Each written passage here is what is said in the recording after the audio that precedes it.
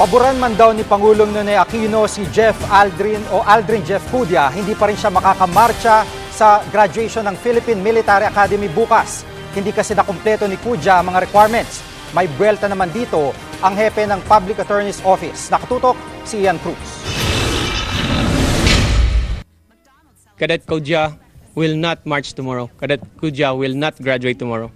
Yan ang tiniyak ni PMA Commander of Cadets, Colonel Rosano Brigues, sa gitna ng paghihintay sa pasya ni Pangulong Aquino sa apela ng nadismiss na kadeteng si Aldrin Jeff Cudya.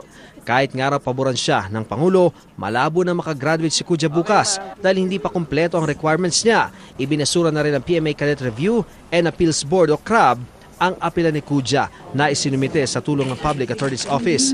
Pero ang magulang at abogado ni Cudya umaasa pa rin kay Pangulong Aquino na siyang Commander-in-Chief. Kaya isinantabi muna nila ang anumang hakbang na legal. Mahal na Pangulo, nananawagan po ako sa inyo. Humihingi po kami ng awa na sana po ipagkaloob mo po ang hustisya sa anak ko.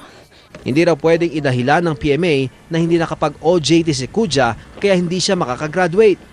Hindi po pwedeng iparusa sa kanya o wala kang OJT, hindi ka pwedeng gumraduate. Hindi po pwede dahil hindi niya kontrolado ang sitwasyon. Hindi siya makakalabas ng kampo ng mga oras na pwede sana siyang mag-OJT.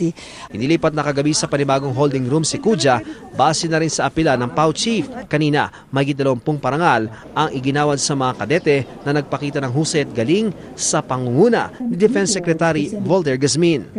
Ang mga nanguna sa klase, umaasang matatanggap ni Cudya anuman ang kalabasan ng kanyang apela sa Pangulo. United pa rin po kahit sa kabila po ng mga bumabati ko sa amin, so klase namin.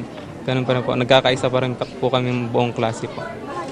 Nire-respeto namin yung kung ano man yung magiging desisyon din ng ating mahal na Pangulo.